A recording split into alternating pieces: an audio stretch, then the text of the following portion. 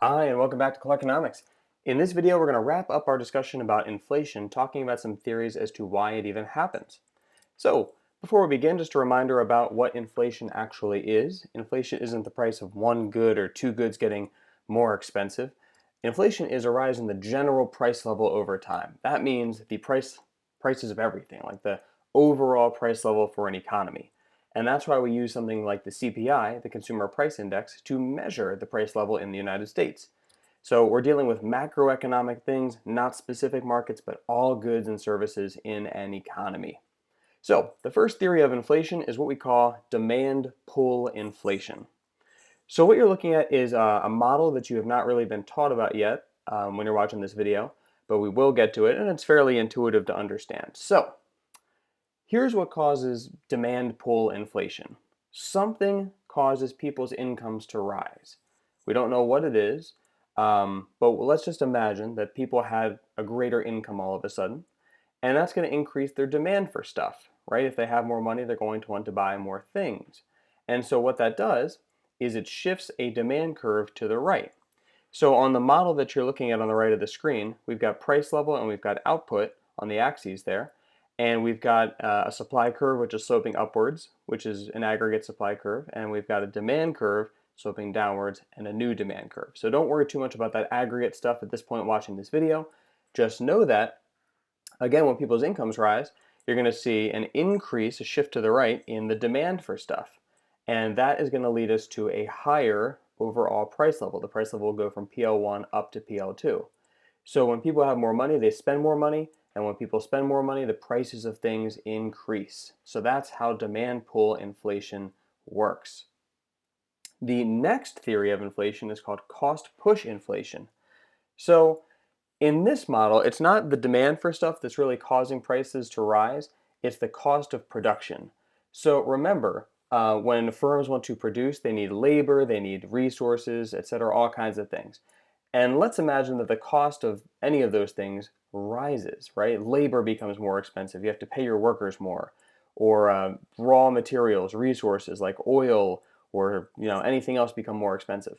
That's going to cause essentially a supply curve shift to the left, right? When the cost of production goes up, supply, we remember this from microeconomics, supply will shift to the left. And this time, it's the supply curve that moves the price level from PL1 up to PL2. So it's not about an increase in demand, it's about a decrease in supply that's causing the equilibrium price level to rise. Now, this can get pretty bad. This can result in something called a wage price spiral. And it works like this.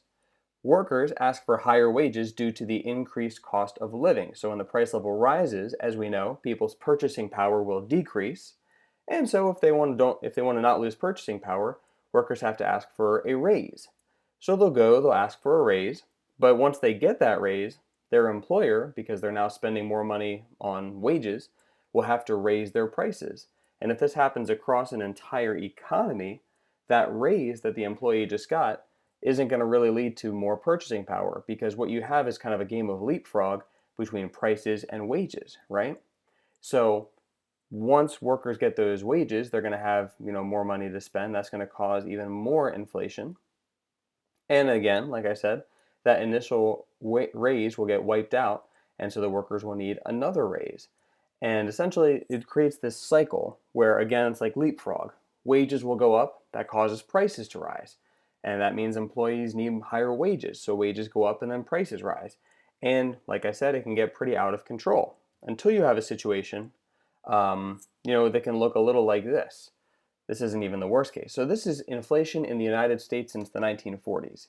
What you're looking at is annual percentage change in the CPI, essentially. So for instance, in this year right here, 1970, prices were just about 5.5, let's say, percent higher than they were the year before, the overall price level in the US.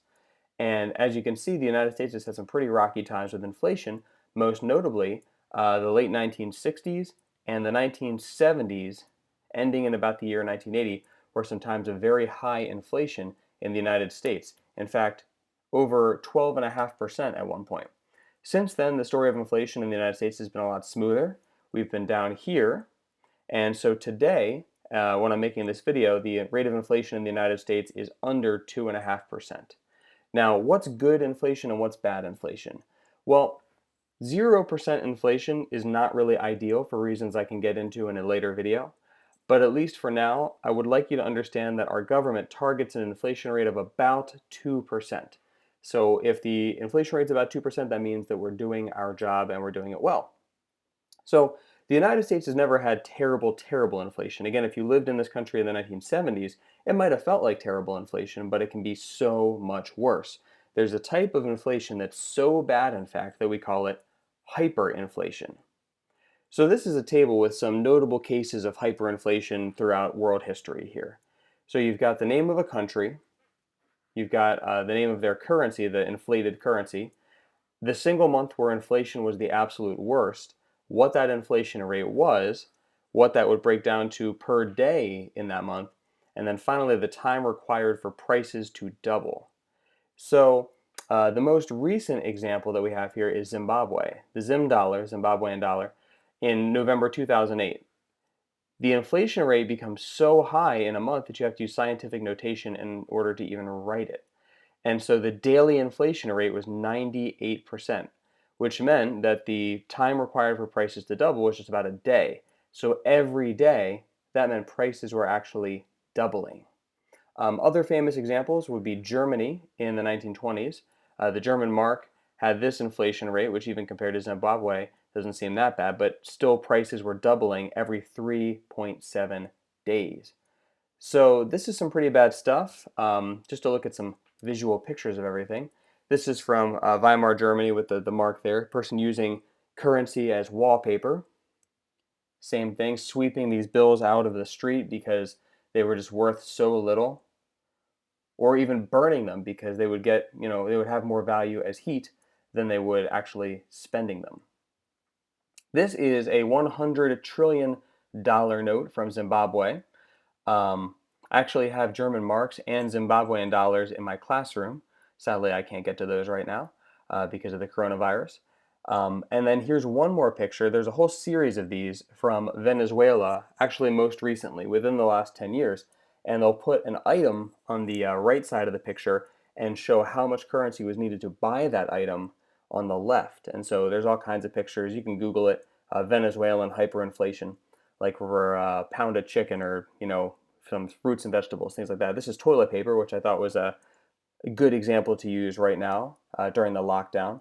But that's how much money, because of hyperinflation, was needed to buy one roll of toilet paper. And so, it's kind of amazing and curious to look at, but you have to remember when you learn about hyperinflation that people's entire lives were ruined by this, right? Because of their government's bad decisions, people lost their entire life savings. Of course, they didn't lose their entire life savings, right? If they had money in the bank, they kept that money in the bank, but the value of that money became next to nothing. And so that's the effect that hyperinflation has on people. All of the money they save becomes worthless and they can't use it to buy anything at all.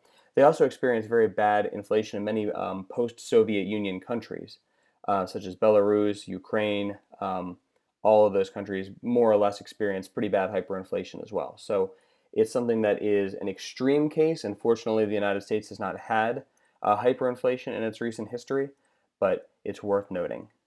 Thank you for watching.